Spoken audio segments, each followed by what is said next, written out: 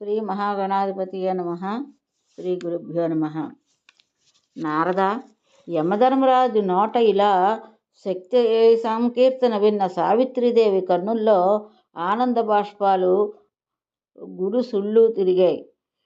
తను అంతా పులకరించింది. ధర్మరాజా, శ్రోతలకు భక్తులకు జన్మ మృత్యు జరాహరమై సకలోద్ధారణ కారణమైనటువంటి శక్తి సంకీర్తన వినిపించావు. సకల ప్రాణకోటికి ముక్తిప్రదమని సిద్ధిప్రదమని తెలియజెప్పావు. మిగతావి ఏవి స్త్రీశక్తితో 16 కళలైనా సాటి రావని గ్రహించాను. నువ్వు చెప్పిన ప్రకారం నేను ఆ దేవిని ఆరాధిస్తాను. దీంతోపాటు జీవుల శుభకర్మ విపాకం వివరించావు. మరి ఆ శుభకర్మ విపాకం మాటేమిటి? ఏ అసత్కర్మలకు ఏ అసత్ఫలితం వస్తుందో నువ్వే తెలియజేయాలి. నువ్వు విద్వాంసవరుడవు, జ్ఞానివి, సకల ప్రాణకోట్లకి సమవర్తివి, రాగద్వేషాలకు అతీతుడివి, అరిషడ్వర్గాన్ని జయించిన జితేంద్రుడివి. నీ జన్మ వృత్తాంతం నాకు తెలుసు అన్నా. పూర్వకాలంలో సూర్యభగవానుడు పుష్కర క్షేత్రంలో తీవ్ర తపస్సుతో బ్రహ్మమానసపుత్రుడైన ధర్ముణ్ణి ఆరాధించి నిన్ను పుత్రుడిగా పొందాడు. నువ్వు ధర్మరాజువి, సర్వసాక్షివి, సర్వభూత సమవర్తివి, సర్వభూత సంహారకుడివి. అందువల్ల నిన్ను శమనుడు అంటారు. అంటే యమధర్మరాజుని శమనుడని కూడా అంటారు. కాలం చెల్లగానే ప్రతి జీవి అంతమొందిస్తూ కృతాంతుడనే పేరు సంపాదించుకున్నావు. పాపాత్ములను దండించి శుద్ధి చేయడానికి దండం ధరించావు. దండదారి అయ్యావు. సర్వ విశ్వాల్లోనూ నిరంతరం ప్రాణకోటి వెన్నంటి సంచరిస్తూ సకల జీవులకు శాసిస్తున్నావు. ఎవరైనా ఏదైనా తప్పించుకోవచ్చు, కానీ నిన్ను మాత్రం తప్పించుకోలేరు. అంటే మృత్యువుని తప్పించుకోలేరు అన్నమాట. అందుకే నిన్ను కాలుడు అన్నారు. నువ్వు తపస్వివి, బ్రహ్మనిష్ఠుడివి, సంయమనుడివి, జితేంద్రియుడివి, జీవులకు కర్మఫలాలు నిష్పక్షపాతంగా పంచిపెట్టేవాడివి. నువ్వు స్వార్థారాముడివి, సర్వజ్ఞుడివి, పుణ్యాత్ములకు మిత్రుడివి, పాపాత్ములకు శత్రువువి. నీకిదే శిరస్సు వంచి నమస్కరిస్తున్నాను. బ్రహ్మాంశతో పుట్టావు, బ్రహ్మ తేజస్సుతో ప్రకాశిస్తున్నావు, పరబ్రహ్మను నిరంతరము ధ్యానిస్తూ ఉంటావు. నువ్వు ఈశుడవు. నీకిదే వందనం అని సావిత్రీదేవి స్తుతించి యముడికి శిరస్సు వంచి నమస్కరించింది. నారద, ఇది యమాష్టకం. దీన్ని తెల్లవారుజామున నిద్ర లేచి వెంటనే రోజు పఠించే వాళ్ళకి మృత్యుభయం ఉండదు. సమస్త పాపాలు తొలగిపోతాయి. యముడు అనుగ్రహంతో త్రికరణ శుద్ధి ఏర్పడుతుంది అని నారాయణ మహర్షి ఈ విధంగా యమాష్టకాన్ని చెప్పాడు. తపసా ధర్మారాజ్య పుష్కరే భాస్కరపుర ధర్మం సూర్యశ్రుతం ప్రాప ధర్మరాజం నమామ్యహం సమతా సర్వభూతేషు యస్య సర్వస్య సాక్షిణః అతో యన్నామ శమన ఇతి తం ప్రణమామ్యహం ఏనాతంచ కృతో విశ్వే సర్వేషాం జీవినాం పరం కామానురూపం కాలేన తం కృతాంతం నమామ్యహం బిభర్తి దండం దండాయం పాపినాం శుద్ధహేతువే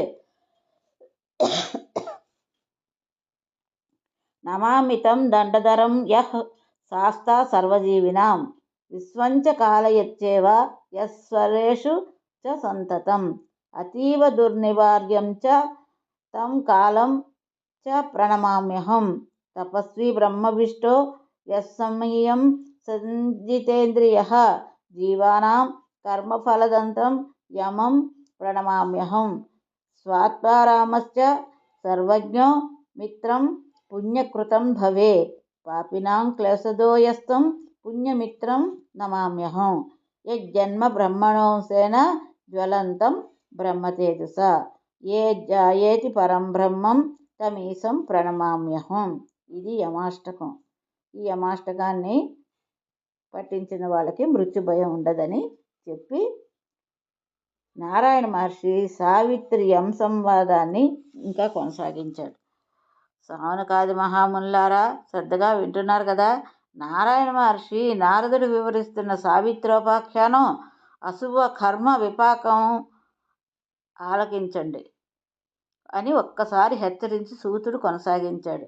నారద, సావిత్రి చేసిన స్తోత్రానికి యముడు సంబరపడ్డాడు. మాయాభీత సహితంగా శ్రీదేవి మహామంత్రాన్ని ఉపదేశించి పూజా విధానం తెలియజెప్పాడు. అటుపైన అశుభ కర్మ విపాకం వివరించాడు. సావిత్రి, శుభకర్మలు చేసుకున్న వారు రకరకాల స్వర్గాలకు వెళ్ళి పుణ్యఫలాలను అనుభవిస్తారు. అవి చెల్లిపోగానే భూలోకంలో సజ్జనులై జన్మిస్తారు. వీరు ఏనాడు నరకానికి పోరు. అలాగే దుష్కర్మలు చేసిన వారు నానావిధ నరకాలకి పోతారు. ఆ నరకాల్లో రకరకాల కుండాలు ఉంటాయి, లోతైన కూపాలు. ఏ దుష్కర్మకు ఏ కూపమో దాని వైశాల్యము లోతు ఎంతో, అందులో ఎంతకాలం క్లేశాలు అనుభవిస్తారో అంత శాస్త్ర ప్రమాణంగా నిర్ధారణ అయి ఉంటుంది. అవి అతి భయంకరమైనటువంటి కుండాలు. అంటే అశుభం చేసినప్పుడు, అశుభ కర్మలు చేసిన అవి ఇలాంటి కుండాలలో వేస్తారన్నమాట. అమ్మా, ఈ కుండాలు పరమ కుత్సితంగా ఉంటాయి. చూడక్కర్లేదు, వింటేనే చాలు ఒళ్ళు జలధరిస్తుంది. పెద్దవి 86కి పైగా ఉంటాయి, చిన్నవి ఇంకా చాలా ఉన్నాయి. వాటిలో ప్రసిద్ధమైన కుండాల పేర్లు చెప్తున్నాను, ఆలకించు. వహ్నికుండం, తప్తికుండం, క్షారకుండం, విట్కుండం. విట్కుండం అంటే మలం మనతో తయారైందనమాట. మూత్రకుండం, శ్లేష్మకుండం, గరకుండం, దూషికుండం, వసాకుండం, శుక్రకుండం, అస్కుండం, అశ్రుకుండం, గాత్రమలకుండం, కర్ణమలకుండం, మజ్జాకుండం, మాంసకుండం, నఖకుండం, రామకుండం, కేశకుండం, అస్థికుండం, తామ్రకుండం, లోహకుండం, చర్మకుండం, తప్తసురాకుండం, కంటకకుండం, విషకుండం, తప్త తైలకుండం, కుంతకుండం, కృమికుండం అంటే పురుగులతో కూడినటువంటి కుండం అన్నమాట. పూయకుండం, సర్పకుండం, మసకకుండం, దంసకుండం, గరళకుండం, వజ్రదంష్ట్రకుండం, వృశ్చికకుండం, శరకుండం, శూలకుండం, పరశుకుండం, ఖడ్గకుండం, గోళకుండం, నక్రకుండం, కాకకుండం, మందానకుండం, బీజకుండం, వజ్రకుండం, తప్తపాషాణకుండం, తీక్షపాషాణకుండం, లాలాకుండం, మసీకుండం, చూర్ణకుండం, చక్రకుండం, వక్రకుండం, కూర్మకుండం, జ్వాలాకుండం, భస్మకుండం, దక్షకుండం, ఇంకా ఇలాగే తప్తసూచి, అసిపత్ర, క్షురధార, సూచీముఖ, గోకాముఖ, వక్రముఖ, గజదంస, గోముఖ, కుంభీపాక, కాలసూత్ర, మత్స్యోద, కృమికందుక, పాంశుపోజ్య, పాశవేష్ట, శూలప్రోత, ప్రకంపన, ఉల్కాముఖ, అందకూప, వేదన, తాడన, జాలరంధ్ర, దేహచూర్ణ, దేహదళన, దేహశోషణ, దేహకషణ, శూర్ప, జ్వాలాముఖ, ధూమాంధ, నాగవేష్టన కుండాలు ఉన్నాయి. మొత్తం 86 కుండాలు ఉన్నాయన్నమాట. ఈ పాపాలు చేసిన వాళ్ళకి ఈ కుండాల్లో శిక్ష అనుభవిస్తారు. ఇవే కాదు, పాపాత్ములను హింసించడానికి చిన్నవి పెద్దవి ఇంకా కుండాలు ఉన్నాయి. కింకర్లు జాగరూకులై వీటిని నిరంతరము రక్షిస్తూ ఉంటారు. వీరినే ఎంబట్లు అంటారు. వీళ్ళందరూ దండహస్తులు, పాశహస్తులు, మదమత్తులు, అత్యంత భయంకరులు. శక్తిహస్తులు, గదాహస్తులు, అసిహస్తులు, అతి దారుణులు, తమోయుక్తులు, దయాహీదులు, అనివార్యులు, తేజస్వంతులు, శంకరాహితులు, రక్తపింగళ నేత్రులు. మృత్యువు ఆసన్నమైన పాపాత్ములకు మాత్రమే వీళ్ళు కనిపిస్తారు. పుణ్యాత్ములకు, యోగీశ్వరులకు, స్వధర్మనిరతులకు వీరి దర్శన భాగ్యం లభించదు. ఇప్పటికీ యమకుండాల గురించి చెప్పడం అయింది. ఇక ఏ పాపాత్ముడు ఏ కుండంలో పడతాడో చెప్తాను, భయపడకుండా విను సావిత్రి అని యమధర్మరాజు ఇలా చెప్తున్నాడు. సాధ్వీలమ్మ, హరిసేవా నిరతుడు, అత్యంత శుద్ధి బహిశుద్ధి ఉన్నవాడు, యోగసిద్ధుడు, వ్రతాచరణ తత్పరుడు, తపస్శీలి, బ్రహ్మచారి. వీరు నరకం దరిదాపులకు కూడా వెళ్ళరు. ఇక మిగతా వారి సంగతి చెప్తాను. బలగర్వంతో బంధువుల్ని కటువాక్కులతో హింసించేవాడు అగ్నికుండంలో పడతాడు. బంధువుల్ని హింసించేవాడు అనమాట. తన శరీరం మీద ఎన్ని వెంట్రుకలు ఉన్నాయో అన్నేళ్ళు అందులో మాడిపోతాడు. అటుపైన 3 పశుజన్మలు ఎత్తుతాడు. ఆకలి దప్పులతో గుమ్మమెక్కిన బ్రాహ్మణుడికి భోజనం పెట్టకుండా పంపించినటువంటి మూఢుడు తప్త తుండకుండంలో పడతాడు. రోమ ప్రమాణాలతో పాటు అందులో నరకయాతన అనుభవిస్తాడు. అటుపైన 7 జన్మల వరకు వాడికి పచ్చి బతుకే. రవివారం నాడు కానీ, సంక్రాంతి రోజు కానీ, అమావాస్య నాడు కానీ, శ్రాద్ధ సమయంలో కానీ వస్త్రాలకు క్షార సంయోగం చేస్తే అంటే మురికి వదల్చడానికి సబ్బు పెట్టడాలు అవి చేయకూడదు అనమాట. క్షారకుండంలో పడి దారాలన్నీ సంవత్సరాల పాటు దుఃఖాలు అనుభవించి ఉంటాయి. క్షారకుండంలో పడి దారాలన్నీ సంవత్సరం పాటు దుఃఖాలు అనుభవించి మరుసటి జన్మలో రజకుడు అవుతాడు. అంటే మనము శ్రాద్ధం చేసే సమయంలో ఎప్పుడూ కూడా క్షౌరం చేయించుకున్నా లేదా మాసిన బట్టలు ఉతికినా ఈ శిక్ష అవుతుందన్నమాట. వేదశాస్త్ర పురాణ నింద చేసిన త్రిమూర్తుల్ని నిందించిన, గౌరీ వాణి లక్ష్మిలను తోలనాడిన, దేవీ దోషం చేసిన ఆ పాపాత్ముడు నిరయానికి వెళ్ళి 86 ఇంట్లో అత్యంత భయానిక కుండంలో పడిపోతాడు. అంతకన్నా దుఃఖప్రదమైన కుండం ఏ నరకంలోనూ ఉండదు. అనేక కల్పాల దాకా అందులో మగ్గి అటుపైన సర్పజాతిలో పుడతాడు. దేవతా దోషణలకు ఏవేవో ప్రాయశ్చిత్తాలు ఉన్నాయి, కానీ దేవీ నిందకు మాత్రం ఏ ప్రాయశ్చిత్తము లేదు. దేవీ నిందాపరాధస్య ప్రాయశ్చిత్తం న విద్యతే. స్వదత్తం కానీ పరదత్తం కానీ విప్రుడు సొత్తు అపహరించిన వాడు 60,000 సంవత్సరాలు విట్కుండంలో పడి ఉంటాడు. అన్నేళ్ళు విట్భోజనమే చేస్తాడు. అటు పోయిన విట్కృమిగా జన్మిస్తాడు. ఇతరుల చెరువులో తాను చెరువు తవ్విస్తే మూత్రకుండ నివాస ఫలం. రేణువులన్నీ సంవత్సరాలు అదే తాగుతూ అదే తింటూ పడి ఉంటాడు. పునర్జన్మలో నిండా 100 ఏళ్ళు వృషభమై భారత భూమిలో ఎవరో ఒకరికి చాకరీ చేస్తూ ఉంటాడు. ఎవరికి పెట్టకుండా మృష్టాన్నాన్ని ఒక్కడే తిన్నవాడు శ్లేష్మ రూపంలో పడి కొట్టుకుంటాడు. 100 ఏళ్ళు అదే తింటూ అందులోనే పడి చేస్తాడు. అటుపైన శ్లేష్మ మలమూత్రాలు తినే కాకిగా జన్మించి 100 ఏళ్ళు బతికి పాపం వదిలించుకుని శుచి అవుతాడు. తల్లిని, తండ్రిని, గురువును, భార్యను, సంతానాన్ని పోషించకుండా అనాథులుగా వదిలేసినవాడు గరకొండంలో 100 ఏళ్ళు అదే తింటూ దుఃఖిస్తాడు. అటుపైన భూతజన్మ ఎత్తి మరో 100 ఏళ్ళు గడిపి పాప విశుద్ధుడు అవుతాడు. ఇంటికి వస్తున్న అతిథిని చూసి యావగించుకుంటూ కన్నులు చిట్లించుకున్నవాడు నిశుద్ధుడవుతాడు. విడిచిపెట్టే తర్పణాలను, పితృదేవతలను స్వీకరించడు సరికదా, వాడు నరకానికి పోతాడు. ఇంకా బ్రహ్మహత్యాది మహాపాతకాలు ఎవడు ఏది చేసినా దూష్కాకుండంలో 100 ఏళ్ళు హింసల పాలై అటుపైన భూతజాతిలో జన్మించి మరో 100 ఏళ్ళు శోకించి కడపటికి పాపం నుంచి శుచి అవుతాడు. ఎవరికైనా కానీ ద్రవ్యం దానం ఇచ్చి మళ్ళీ వెనక్కి తీసుకున్నవాడు వసాకుండంలో శతాబ్దం పాటు తింటూ కుళ్ళిపోతాడు. అటుపైన తొండగా 7 జన్మలు ఎత్తుతాడు. తర్వాత అతి రౌద్రుడు, అతి దరిద్రుడు, అల్పాయుష్కుడు అయి బతుకుతాడు. స్త్రీని కానీ పురుషుడిని స్త్రీ కానీ శుక్లపానం చేయిస్తే శుక్లకండ పతనమే ఫలం. 100 ఏళ్ళు తర్వాత 7 వ్యాఘ్ర జన్మలు అంటే పులిగా ఎత్తుతారు. అప్పటికీ పాపశుద్ధి పొంది మానవులుగా పుడతారు. శ్రీకృష్ణుడి మీద పాటలు కట్టి తన్మయత్వంతో పాడుకుంటున్న వాడిని చూసి కళ్ళల్లో నీళ్లు తిరిగేలా పరిహసించిన పాపాత్ముడు అశ్రుకుండ నరకంలో 100 సంవత్సరాలు పడి ఉంటాడు. మరుజన్మలో చండాల వంశంలో పుడతాడు. మిత్రద్రోహి గాత్రమ కోపంలో 100 ఏళ్ళు శిక్ష అనుభవించి అటుపైన గాడిదగా 3 జన్మలు ఎత్తి పాపశుద్ధి పొందుతాడు. చెవిటివారిని నిందించిన కఠినాత్ముడు కర్ణవిట్ కూపంలో గురువులు అన్నమాట పడి అదే తింటూ 100 ఏళ్ళు రోధిస్తాడు. బధిరుడుగా దరిద్రుడుగా 7 జన్మలు ఎత్తాడు.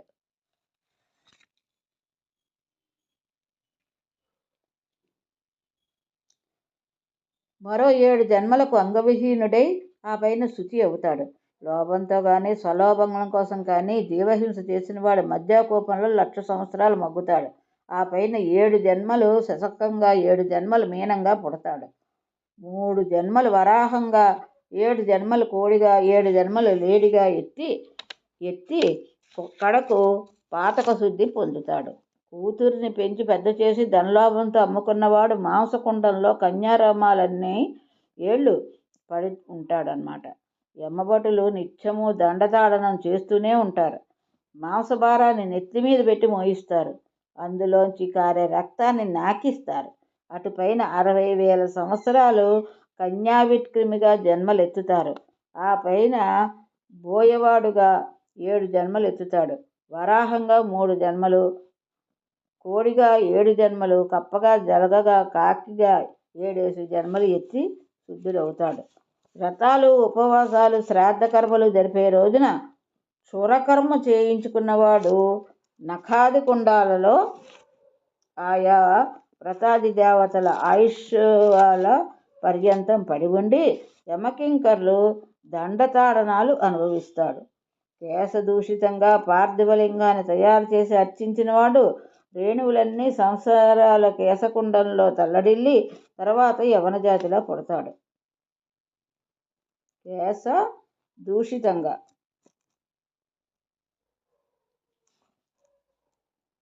హరుడి కోపం తేలిగ్గా చల్లారదు. శతాబ్దంగా తర్వాత రాక్షస జన్మ ఎత్తుతాడు. కేశకుండలంలో తల్లడిల్లి తర్వాత యవనజాతిలో పుడతాడు. హరుడి కోపం తేలిగ్గా చల్లారదు. శతాబ్దం తర్వాత రాక్షస జన్మ ఎత్తుతాడు.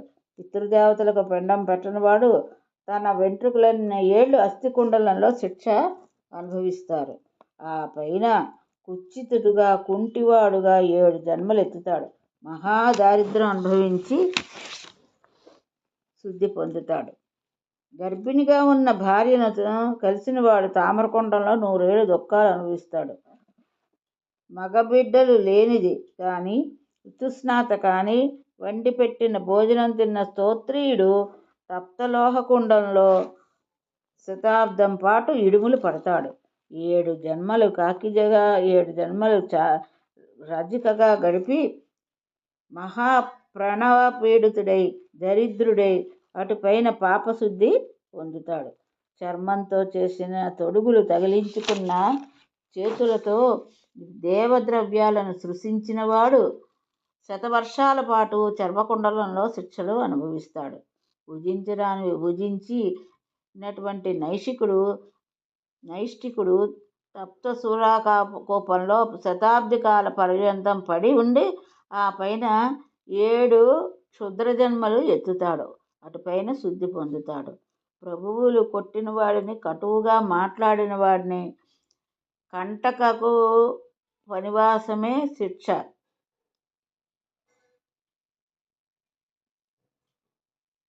అంటే అటువంటి వాళ్ళకి కంటకు వనవాసమే శిక్ష, అంటే ముళ్ళతో పొడవడం అన్నమాట. దెబ్బకు 4 దెబ్బలుగా యమకింకర్లు దండిస్తారు. ఆ పైన గుర్రంగా 7 జన్మలెత్తి శుచి అవుతాడు. విషం పెట్టి జీవహింస చేసినటువంటి పాతకి విషకూపంలో 1000 ఏళ్ళు పొర్లుతాడు. అటు పైన మహావ్రణపీడితుడిగా, రాజద్రోహిగా 100 జన్మలు ఎత్తుతాడు. మరో 7 జన్మలు కుష్ఠరోగం అనుభవించి శుద్ధుడవుతాడు. ఆవును గాని ఎద్దును గాని కర్రతో బాదినవాడు లేక బాధించినవాడు తప్తతైలకుండంలో 4 యుగాల పాటు మలమలా వేగుతాడు. అటుపైన దాని శరీరం మీద ఉన్న ఎన్ని వెంట్రుకలు ఉంటాయో అన్ని సంవత్సరాల పాటు భారత భూమిలో వృషభ జన్మలు ఎత్తి ఎత్తి కడకు శుద్ధి పొందుతాడు. కుంతం అనే ఆయుధంతో గాని వహ్నిలోహంతో గాని జీవహింస చేసినవాడు అటువంటి పాపాత్ముడు కుంతకుండలంలో ఆయుతవత్సరాలలో నివసిస్తాడు. అటుపైన వ్యాధి పీడితుడుగా 1 జన్మ గడిపి పాపం నుంచి శుద్ధి పొందుతాడు. విజుడై పుట్టి లోభంతో మాంసభక్షణ చేసినవాడు, హరికి నివేదన చెయ్యకుండా పదార్థాలను భుజించినవాడు కృమికుండంలో, అంటే పురుగులున్న దాంట్లో స్వరోమ సంవత్సరాలు శిక్ష అనుభవించి మరుజన్మలో మ్లేచ్ఛుడవుతాడు. బ్రాహ్మణుడై పుట్టి చేయరాని పనులు చేస్తే పూయకుండ నరకంలో యమదండన అనుభవిస్తాడు. అటుపైన శూద్రుడిగా 7 జన్మలు ఎత్తుతాడు. మహారోగి, దరిద్రుడు, బధిరుడు అవుతాడు. కృష్ణ పాద పద్మ చిహ్నాలను పడగ మీద ధరించిన జాతి పామును సంహరించిన పాపాత్ముడు స్వరోమన సంవత్సరాలు సర్పకుండలంలో ఉంటాడు. సర్పభక్షితుడు, యమకింకర తాడితుడు అవుతాడు. అటుపైన సర్పజన్మ ఎత్తుతాడు. ఆ తర్వాత అల్పాయుష్కుడై దద్రురోగ పీడ అనుభవిస్తాడు. సర్పద్రష్టుడై మరణిస్తాడు. అప్పటికి పాపశుద్ధి కలుగుతుంది. అల్ప ప్రాణులను పట్టుకుని హింసిస్తూ వినోదించేవాడు ధ్వంసకూపంలోనూ మసీకూపంలోనూ శిక్షింపబడతాడు. నిరాహారులై ఆహాకారాలు చేస్తూ ధ్వంసబాధలు అనుభవిస్తాడు. కాళ్ళు చేతులు కట్టేసి యమకింకర్లు దండతాడనం చేస్తారు. అటుపైన క్షుద్ర జంతువులై పుడతాడు. ఆ పైన అంగవికలుడై మానవ జన్మ ఎత్తి పాప ప్రక్షాళన పొందుతాడు. తేనెటీగలను చంపి అవి దాచుకున్న తేనెను భుజించేవాడు గరళకొండలంలో గరళభక్షితుడు అవుతాడు. ఆ పైన మక్షికా జాతిలో జన్మించి పాపకర్మ విముక్తి పొందుతాడు. నిరపరాధును దండించిన బ్రాహ్మణ్ణి హింసించిన పాపానికి ఫలం వజ్రద్రష్ట కూప నివాసం. యమకింకరుల దెబ్బకు హాహాకారాలు చేస్తూ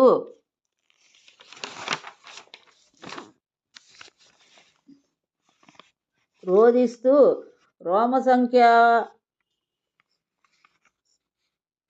సంవత్సరాలు గడిపి పందిగా 7 జన్మలు కాకిగా 3 జన్మలు ఎత్తి పాప ప్రక్షాళన చేసుకుంటాడు. ధన సంపాదన కోసం అమాయక ప్రజలను పీడించినవాడు వృశ్చికా కూపంలో పడతాడు. వృశ్చికంగా 7 జన్మలు ఎత్తుతాడు. అటుపైన అంగహీనుడై వ్యాధపీడితుడై పాపశుద్ధి పొందుతాడు. ఇది ఈరోజు భాగవతం. ఇంతటితో స్వస్తి.